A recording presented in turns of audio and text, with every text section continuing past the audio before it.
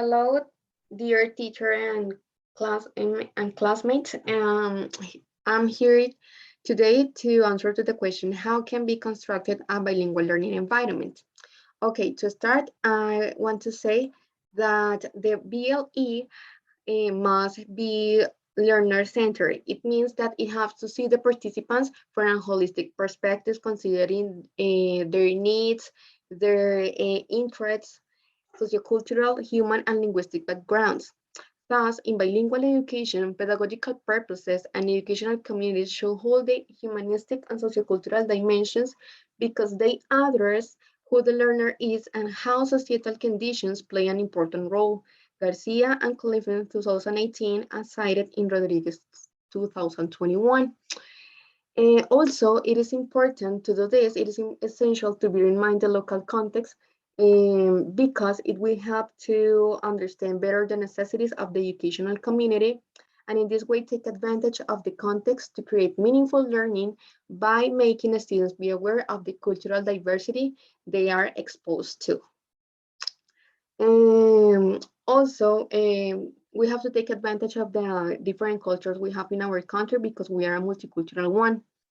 When bilingualism arises to educational context, the first language thought is English, but it is urgent to unsiphon that conception and start going beyond.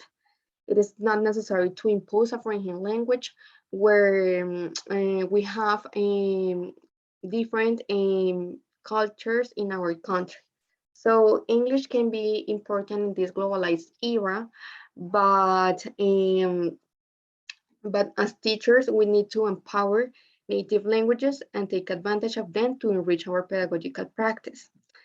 To support this, Corbett et al. 2018 affirms that the integration of content and cultural traits and worldviews enhances not only the quality of education, but also makes curriculum more complex and enriches them with more relevant and sustainable practices. So we have to take advantage of the different culture we have and create interculturality in which we can enrich our pedagogical exercise.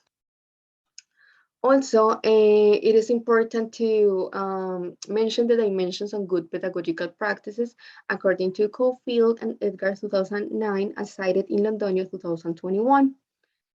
So the first one is context, that is related to the organizational peculiarities of a proposal teaching. Then we have the knowledge, that is type of background, values, knowledge, and professional capacities. Then we have the curriculum, that it's how the content is organized according to the context.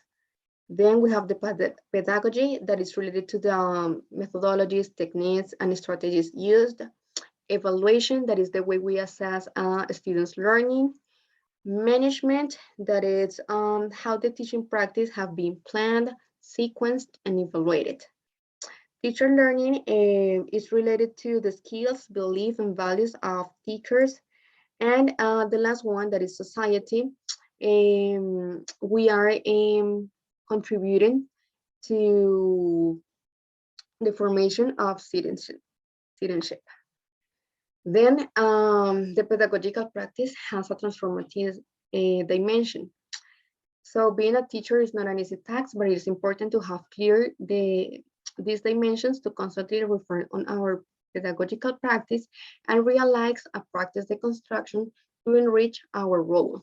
So the first dimension is the personal one, that it's where the teacher is recognized as a human being with beliefs, values, and thoughts. Then we have the institutional dimension, that is the way we contribute to that common education. The interpersonal dimension, because we don't work alone, we work in a collective space. We have the social dimension. This one is related to contribuability of the familiar and life conditions each student has. Then we have the didactic dimension, that is the way in which we facilitate and guide students towards the construction of their own learning. And then we have the value dimension, that it's based on preferences, values, and judgments teachers use to communicate their way of seeing and perceiving the world. So finally, what I have mentioned it before, it's important to construct bilingual learning environments, effective ones. So thank you so much for watching, and that's all.